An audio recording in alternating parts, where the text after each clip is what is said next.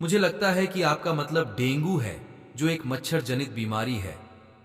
यहाँ डेंगू से जुड़ी एक छोटी डरावनी कहानी है। जैसे ही पूर्णिमा के चांद ने छोटे दूर दराज के गांव पर एक भयानक चमक बिखेरी, एक घातक रहस्य छाया में छिप गया। वर्षों से ग्रामीण एक भयावह अभिशाप से त्रस्त थे, जो खून के प्यासे मच्छरों के पंखों पर आया था। हर गर्मियों में डेंगू बुखार का प्रकोप शुरू हो जाता था। गांव वाले संक्रमित मच्छरों की अशुभ भिनभिनाहट सुनते थे और उनके दिलों में भय भर जाता था। इन शापित कीड़ों द्वारा काटे गए लोग निर्दयी बीमारी का शिकार हो जाते थे।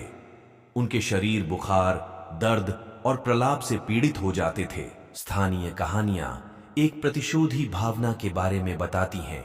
एक पूर्व ग्रामीण जो डेंगू से मर गया था और प्रतिशोध की तलाश में कब्र से लौटा था। एक प्राचीन तावीज और दृढ़ निश्चय से भरे दिल के साथ वह घने जंगल में चला गया, जहां अफवाह थी कि आत्मा का निवास है।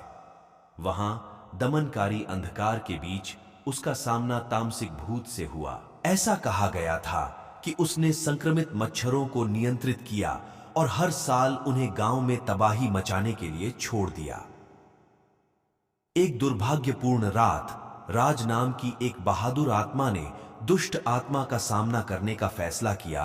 कांपते हाथों से उसने दया और क्षमा की प्रार्थना करते हुए ताबीज पेश किया। आत्मा, उसका रूप भूतिया धुंध में छिपा हुआ था, झिझक रही थी।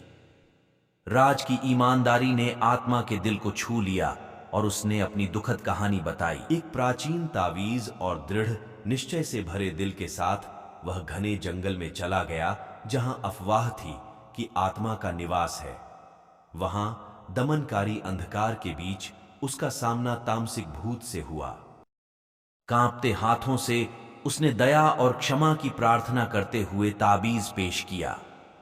आत्मा, उसका रूप भूतिया धुंध में छिपा हुआ था, झिझक रही थी। राज की ईमानदारी ने आत्मा के दिल को छू लिया और उसने अपनी दुखद कहानी बताई। कांपते हाथों से उसने दया और क्षमा की प्रार्थना करते हुए ताबीज पेश किया। आत्मा, उसका रूप भूतिया धुंध में छिपा हुआ था, झिझक रही थी। राज की ईमानदारी ने आत्मा के दिल को छू लिया और उसने अपनी दुखद कहानी बताई। वास्तव में डेंगू से मर गई थी। एक क्रूर भाग्य ने उसकी जिंदगी समय से पहले ही छीन ली थी। अपने गुस्से और निराशा में वह पीड़ा का अग्रदूत बन गई थी, जिससे उसके पूर्व घर पर बीमारी फैल गई थी। राज की करुणा से प्रभावित होकर आत्मा अपने श्राप को समाप्त करने के लिए सहमत हो गई। संक्रमित मच्छरों पर नियंत्रण मुक्त कर दिया, जिससे गांव को अंततः वार्षिक आतंक से राहत मिल सकी।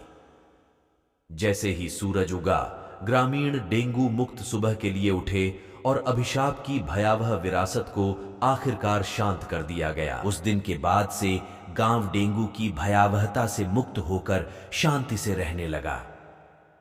राज के साहस और करुणा के कार्य ने न केवल उसके साथी ग्रामीणों को बचाया, बल्कि एक पीड़ित आत्मा को उसकी शाश्वत पीड़ा से भी मुक्त किया।